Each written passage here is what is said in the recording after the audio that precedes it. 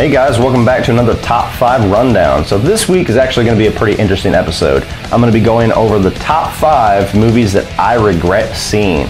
Now, this is going to be for a variety of reasons. I'm actually going to have some decently funny stories to go along with these. This isn't going to be just because they were bad movies, although some of the movies on this list are definitely horrible. But top 5 movies that I regret seeing. We'll start off with number 5. Number 5.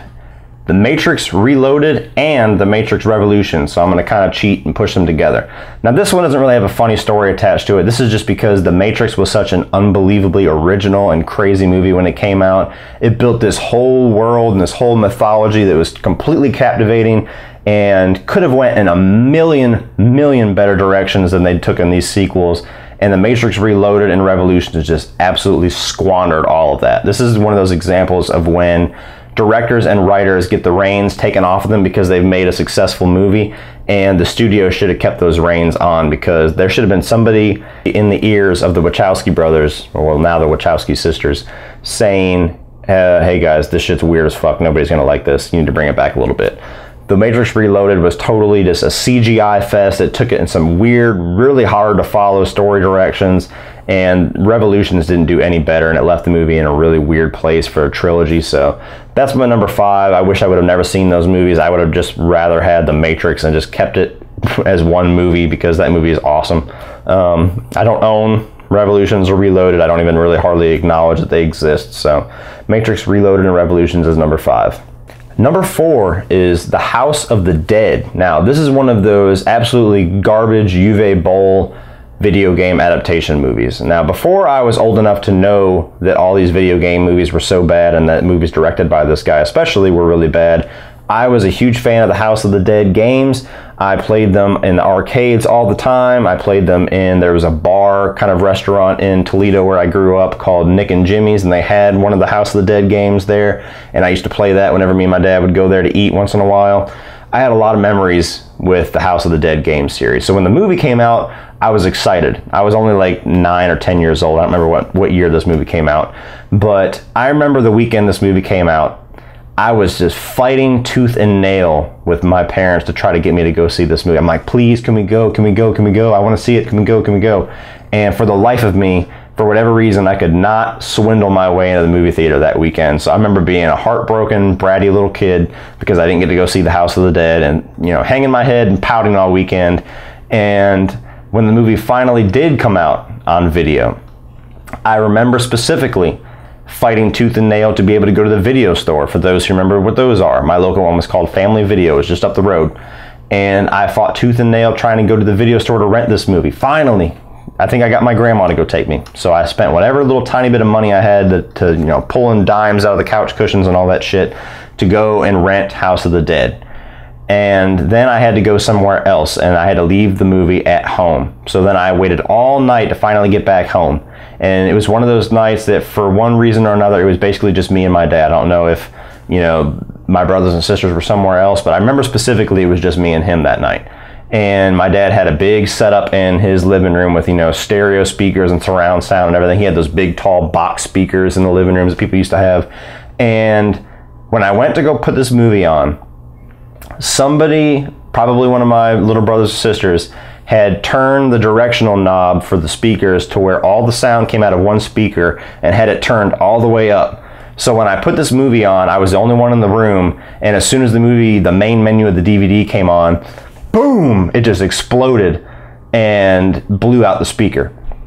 So one, I blew out my dad's speaker, or the movie blew out my dad's speaker, and I could not convince him that I was not the one that did it. Eventually we figured it out that, yeah, somebody must have changed the directional knob, because we were kind of trying to troubleshoot how the hell this happened. But so then I had that whole drama thing, and after an hour or so of us trying to get everything put back together and trying to make sure the speaker was okay and get all the little directional knobs and the volume down correctly and everything, finally we get to watch this movie. And God, what a piece of shit this movie was. This movie is garbage. So all that leading up, fighting tooth and nail for over a year to see this movie, and it was one of the worst movies I've ever seen in my life. So number 4 is The House of the Dead. Number 3 is Seed of Chucky. Now, I have always been a huge fan of the Chucky Child's Play movies. I grew up, my favorite was always the second one, but I always loved 1 through 3 growing up. I used to watch them kind of interchangeable with the Nightmare on Elm Street movies. Those were kind of my shit when I was a kid. And I was a huge fan of Bride of Chucky. That was probably my favorite one, and probably still is my favorite one, honestly. So when Seed of Chucky was coming out and they were going to be adding Chucky's son, I could not wait for this movie. You know, this was the first movie that Don Mancini, who is the guy who, I believe he wrote all of them, but that was the only one that he directed. This was going to be the first one that he directed. And, you know, I was just starting to get into research and all this. I was becoming a little bit of the cinema geek that I am now around this age. So that's where I was like, oh, he's going to be writing and directing this one finally. It's going to be the best one. Oh, God. Seed of Chucky. Whew. So the story with this one, this movie came out around the same time of Grand Theft Auto San Andreas. And I was still kind of a new kid in town here in Georgia. This came out, I believe it came out in 2004 then. So this was one of the first years that I was here in Georgia. And I remember specifically, I had no games to play. You know, I was one of those gamers when I was young, especially when I first moved to Georgia and I didn't know anybody, where I would blow through a whole game in a weekend. So you could not keep me entertained with a new game more than a couple of days. And I'm not one of those guys that goes and revisits a lot of old games once I've beaten them. So I was like foaming at the mouth for a new game, and this Grand Theft Auto San Andreas sequel had been out for quite a few weeks, but I had not had enough money saved up and could not convince my parents to buy it for me yet. And for one reason or another, I don't know if I did good in school or something, this was the weekend where I said, okay, my dad said, we're gonna go see Seed of Chucky, and I'm gonna buy you this Grand Theft Auto game. You know, we drove to go see the movie, but before we stopped at Best Buy so I could finally buy my Grand Theft Auto San Andreas game. And, you know, we put the game in the back and then we drove to go see the movie. And somewhere between leaving Best Buy and getting to the theater, I got so sick out of nowhere. I remember having a really bad fever. My head started pounding. My stomach was seizing up. And I said, you know what? I'm toughing it out. I'm not pussing out. I'm going to see this damn movie. Seed of Chucky is going to be awesome, and it's going to be worth it. And I should have just went home, because Seed of Chucky was absolute garbage. It tried to be this funny, ridiculous B dark comedy, and nothing worked in that movie. I don't remember anything that I do like about that movie. I don't really watch it now. I have the Chucky collection, and I remember when I bought it, I watched all the movies, including the Curse of Chucky, that little straight-to-DVD one, but I skipped Seed of Chucky. So that movie's absolute dog shit.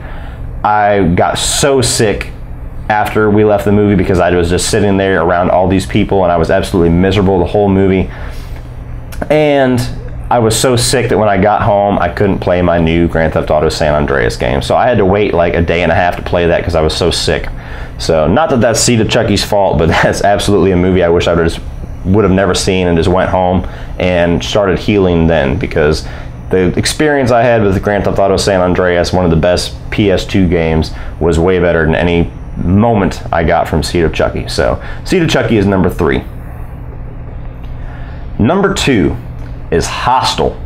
Now, there's a lot of people who love this movie, and I'm not going to say that this is a bad movie, because this is actually a movie I've seen a few times since then.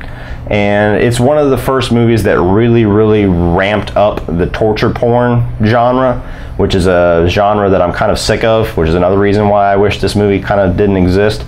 But the experience that I had seeing Hostel, it was one of those weekends where I was looking for something to do, and I had heard about the movie a little bit, kind of under the radar. You know, it was a quiet movie when it came out as far as my circle of people. And I kind of convinced my dad, hey, let's go see Hostel. It's supposed to be this really cool horror movie. And we went and saw it, and that movie is so disgustingly, horribly violent that when we left the theater, we felt like we had just watched people get murdered. We would not speak to each other. We were driving home, and we were just like this. And we felt so weird. I had just bought a Seven Dust CD before we went and saw the movie, which, if those of you who know Seven Dust, they're a very heavy metal band. And we were driving out of the theater, and you could hear Seven Dust like, and we just went, click. Like, we don't need any angry vibes right now. It took like 4 hours to shake the weird feeling that we had after we saw that movie. I don't remember why. I mean, much worse things have come out since then. But that was the first movie that we had seen that was that extreme, with just torturing people. So that was just an odd experience. I felt so odd and just so wrong for hours after I seen that movie. So that's a movie that I almost wish I would have never seen. You know, now that I've gotten older, when I was a kid, you know, I'd see any gory, nasty, vile movie you'd throw in front of me, as long as it was some kind of a horror movie that somebody I knew said was good. But now that I've kind of gotten older, I really don't appreciate anything that the torture porn type movies or the cannibal movies and stuff like that really bring. They don't bring anything besides seeing people get violated. So that's just kind of in how my movie tastes have kind of evolved. It's a movie that, like I said, I wish I've never seen it. So Hostel is number 2. Number 1, which I talked about in a previous episode a little bit in one of my viewer questions. Number 1 movie that I wish I have never seen is the Nightmare on Elm Street remake. Now, not only is this a really, really bad movie and a really, really bad remake, it's also the remake of my favorite horror movie of all time. So I had huge expectations for it that were not met. But the story involving how I saw the Nightmare on Elm Street remake, excuse me, is I was working at Star Castle, which is a local business here in Savannah, Georgia. And I was working late the Thursday, it was the midnight screening. So the Thursday that this movie was released, and me and 2 coworkers were really looking forward to this movie, and we had gotten off in time. I was like, let's go see it. It's playing in like 30 minutes. Let's go see the midnight screening. So we went there, and first impressions, we all liked the movie. You know, there were some decent things about the movie. Now, I liked some of the things that Jackie Earle Haley brought to the role. I just hated how they tried to make it a mystery of whether or not Freddy was actually a bad guy, which was a fucking horrible decision. They tried to do a lot of the scenes from the original movie instead of trying to do something new. The acting was really bad from some of the other characters. You could tell that a lot of the actors didn't even want to be there, especially Rooney Mara. You know, she's a fantastic actress. You could tell that she just did not want to be in that movie. So upon first viewing, my first impressions were like, okay, that was pretty good. They could probably do a good sequel to that. Then the very next day, or maybe it was the very next day, so Friday, I'm back at work again, and we get off, and we were talking about this movie while we were waiting to be released, and my manager comes out and he overhears us, and he said, hey, did you guys see that? And I said, yeah, it was actually pretty good. And he's like, well, I want to go see it. And then everybody around me, yeah, let's go see it again. And I'm like, oh, okay, cool, let's go see it again. So we all went to the theater again the very next night and watched the movie again. And I liked the movie even less. And everybody else was still kind of like, oh, okay, it was pretty good. And then we left, and I had Saturday off. And I had totally forgotten that I had promised my dad and my little brother that I would go see this movie with them. So Saturday afternoon, my dad's like, hey, we're gonna go to the movies, go check out that Nightmare on Elm Street movie, come on. And I was like, oh shit.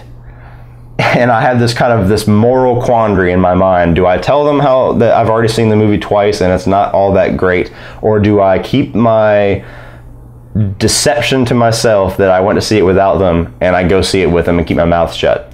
And I chose the latter. So 3 days in a row, I sat through this piece of shit. And I went with my dad and my brother. I sat through the whole movie again. And you know, there's very few movies that I've seen multiple times in theaters, but they've all been weeks apart, or at least days apart. I've never went back to see a movie 3 times in 3 days. And not only is that kind of mind-numbing for me to watch the same movie that close in succession 3 times, but a movie that I don't even really care for, and I liked it even less the 3rd time that I saw it. And I was kind of relieved when we left, and I was kind of sitting there, and I was like, so what'd you think about the movie? And my dad was like, wasn't that great? So that's the funny story I have with Nightmare on Elm Street, is that I was painfully sitting through that movie 3 times in 3 days, and that's the #1 movie that I wish I have never seen for multiple reasons. Terrible remake, terribly disappointed that they couldn't do something better with my favorite horror character and horror movie of all time, and that was a painful experience seeing it 3 times in 3 days. So this is my top 5 movies that I wish I've never seen. And if you guys like these shows, please like and subscribe. Leave your comments down below about these movies or your own list of your top 5 movies you wish you've never seen. Share this video, and if you like this video, please click over here to check out some more.